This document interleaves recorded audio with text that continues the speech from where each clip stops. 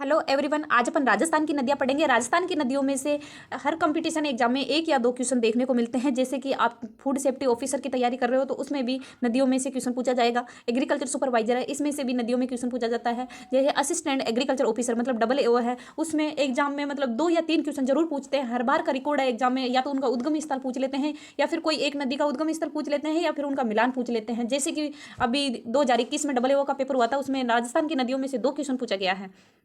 यहाँ पे डब्ल्यू 2021 में पूछा गया है कि कोटारी नदी का उद्गम स्थल क्या है। तो दिवेर भीलवाड़ा, जो दिवेर स्थान है वो भीलवाड़ा में है। फिर पूछा गया है कि बनास नदी का उद्गम स्थल क्या है, तो खमनोर की पहाड़ियाँ जो राजसमंद में है। खारी नदी का उद्गम स्थल क्या है, बिजराल की पहाड़ियाँ जो राजसमंद में है। और सोम नदी का उद्गम स्थान है, ये मतलब डबल एओ 2013 में भी पूछा गया है और डबल एओ 2021 में भी पूछा गया है सोम नदी का ओरिजिन। ठीक है, तो इसका ओरिजिन है कि बीछामेड़ी पहाड़ियाँ उदयपुर के जो ऋषभ देव स्थान से निकलती है। ठीक है, अब राजस्थान की नदियों को अपन पढ़ लेते हैं। नॉर्मली राजस्थान की नदियों को पढ़ने से पहले अपने दिमाग में राजस्थान का मैप सेट होना चाहिए। आपके दिमाग में होना चाहिए कि राजस्थान के कौन से भाग को गग्गर का मैदान कहते हैं, कौन से भाग को शेखावाटी प्रदेश कहते हैं, कौन से भाग को बागड़ कहते हैं और कौन से भाग को डाग क्षेत्र कहते हैं। ये आपके दिमाग में सेट होना चाहिए। नॉर्मल सी जानकारी अपन पहले इसके मैप से पढ़ लेते हैं, उसके बाद में अपन डिटेल से पढ़ेंगे।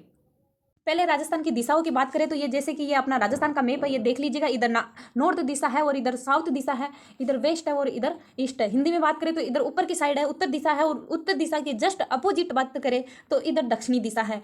इधर की बात करें तो यहाँ पे है पश्चिमी दिशा, और पश्चिमी दिशा के जस्ट जहाँ से दाहिना आता है अपना, उधर पूर्वी दिशा है। नेक्स्ट इसकी अपने दिशाओं का ज्ञान हो गया। नेक्स्ट मैप की बात करें तो इसमें अपन को स्थान पता होना चाहिए कि किधर मरुस्थल है, किधर अरावली है और किधर मैदान और पठार किधर है। तो इनका मैप से अपन जानते हैं। जैसे कि इधर नॉर्थ से वेस्ट का स्थान है, उत्तर दिशा से पश्चिमी दिशा की ओर है, इधर मरुस्थल है। मरुस्थल भी 2 प्रकार का होता है, एक तो सूक्ष्म मरुस्थल और एक होता है अर्ध सूक्ष्म मरुस्थल। उसके बाद में अरावली की पहाड़ियाँ, फिर उसके बाद में है मैदान और फिर है पठार। कभी कभी इसका क्रम भी पूछ लेते हैं एग्जाम में सीधा। जैसे कि राजस्थान पुलिस होता है, अपने एग्रीकल्चर सुपरवाइजर होता है जो 12th लेवल का एग्जाम होता है, उनसे इनका क्रम भी पूछ लिया जाता है। अपन से मरुस्थल, अरावली, मैदान और पठार, इनका क्रम पूछ लिया जाता है। तो आपको ये क्रम भी ध्यान होना चाहिए और इनकी दिशा भी ध्यान होना चाहिए, क्योंकि कभी कभी अपन को ऐसा पूछ लिया जाता है जो गंगानगर और हनुमानगढ़ है वो राजस्थान की कौन सी दिशा में स्थित है।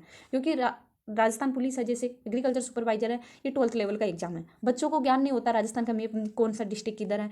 आपसे एग्जाम में सीधा ऐसे भी क्वेश्चन पूछ लिया जाता है कि राजस्थान के उत्तर दिशा में कौन सा जिला है, राजस्थान के पूर्वी दिशा में कौन सा जिला है। राजस्थान के सबसे पूर्व दिशा में है धौलपुर जिला है। धौलपुर राजाखेड़ा तहसील की सिलाना तहसील में, मतलब सिलाना गाँव है ये राजाखेड़ा तहसील का, वहाँ पे ये सबसे पूर्वी दिशा में है। पश्चिमी दिशा में कौन सा डिस्ट्रिक्ट है अपना, तो ये जैसलमेर है। ये ऐसे आपको राजस्थान का मैप याद होना चाहिए। नेक्स्ट मैप में आपसे समझाया गया कि कौन सा मैदान किधर है। तो इधर बात करें उत्तर दिशा की बात करें तो इधर गग्गर का मैदान है। उसके नीचे की बात करें तो इधर सिंचित मरुस्थल है। उसके जस्ट थोड़े से नीचे आओ तो उधर सूक्ष्म मरुस्थल है। फिर अगर बात करें तो इधर छप्पन की पहाड़ियाँ हैं। अभी मतलब असिस्टेंट एग्रीकल्चर ऑफिसर का एग्जाम हुआ था 2021 में, उसमें पूछा गया था कि छप्पन की पहाड़ियाँ कहाँ पे स्थित है। तो बच्चे बहुत ज़्यादा कंफ्यूज हो गए कि प्रतापगढ़ है या बाड़मेर है।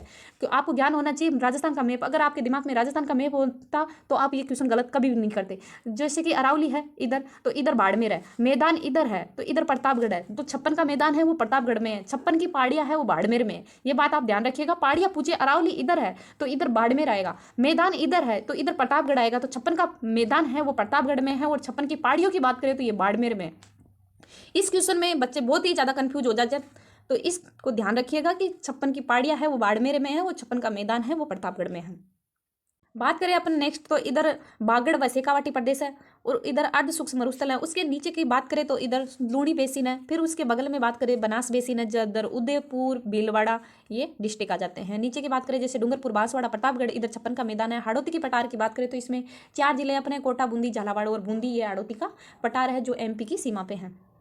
नेक्स्ट मैप की बात करें तो इधर उत्तर दिशा से पूर्वी दिशा की तरफ बात करें तो इधर शेखावाटी प्रदेश है, जिसमें झुंझुनू, सीकर, चूरू ये अपने डिस्ट्रिक्ट आ जाते हैं। नेक्स्ट बात करें इधर डांग क्षेत्र है, डांग में भरतपुर, धौलपुर और करौली आ जाता है। फिर है हाड़ौती क्षेत्र, हाड़ौती क्षेत्र में अपने कोटा, बूंदी, झालावाड़ और बारा आ जाते हैं। फिर मालवा प्रदेश है जिधर डूंगरपुर और बांसवाड़ा आते हैं, एमपी के टच में है। फिर इधर बागड़ क्षेत्र है जिधर उदयपुर, राजसमंद, भीलवाड़ा ये बागड़ क्षेत्र में आते हैं। गोडवार प्रदेश इधर बाड़मेर, झालोर की तरफ गोडवार प्रदेश है।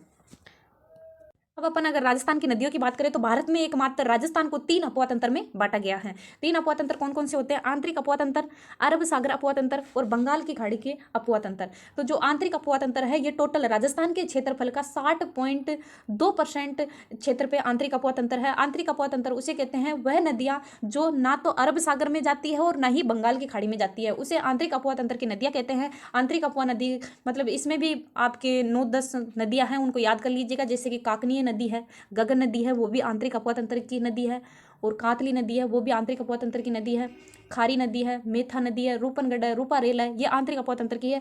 इनको अगर आप लास्ट तक वीडियो देखिएगा, इनकी ट्रिक सहित वीडियो, आपको अच्छे से समझ में आ जाएगा कि आंतरिक अफवाह तंत्र की नदियाँ कौन सी है, अरब सागर अफवाह तंत्र की नदियाँ कौन सी है, बंगाल की खाड़ी की नदियाँ कौन सी है। अरब सागर की बात करें तो अरब सागर उससे कहते हैं वह नदियाँ जो अपना पानी अरब सागर की ओर लेके जाती है, उसे अरब सागर अफवाह तंत्र कहते हैं। और बंगाल की खाड़ी की बात करें तो बंगाल की खाड़ी की नदियाँ उसे कहते हैं जो अपना पानी बंगाल की खाड़ी की ओर लेके जाती है, तो उसे बंगाल की खाड़ी का अफवाह तंत्र कहते हैं। नेक्स्ट यहाँ पे है कि चंबल और माही नदी है, ये 12 मासी नदी है। राजस्थान में चंबल और माही ये दो मात्र एक ऐसी नदी है जो 12 मासी नदी है।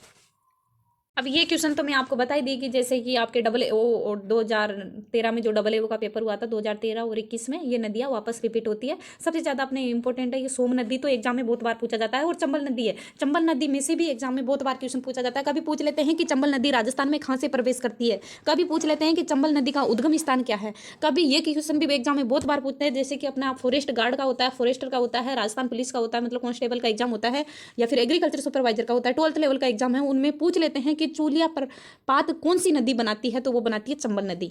सोम नदी का उद्गम स्थान आपसे 2013 में भी पूछा गया, 2021 में भी पूछा गया, तो इसका उद्गम स्थान है बिछामेड़ी की पहाड़ियाँ, उदयपुर, जो ऋषभ देव से निकलती है। आपसे कांस्टेबल में पूछा गया है कि चंबल नदी किस जिले में नहीं बहती है, तो जो हाड़ौती क्षेत्र है उनमें से 12 जिले में चंबल नदी नहीं बहती है, बाकी सभी जिलों में चंबल नदी बहती है। नेक्स्ट बात करें राजस्थान में चूलिया जलप्रपात कौन सी नदी पर है, तो वो चंबल नदी पर है। अगर आपको एक एक नदियाँ डिटेल से पढ़नी है, मैप सहित पढ़नी है, तो आप कमेंट कीजिएगा, आपको एक एक नदी मैप सहित पढ़ा दिया जाएगा, और उसके बाद में जितने भी एग्जाम में क्वेश्चन आए हुए हैं उनको सोल्व कराया जाएगा आपसे, जिससे कि आपको कॉन्सेप्ट मतलब क्लियर हो जाएगा कि कैसे एग्जाम में नदियों में क्वेश्चन पूछते हैं।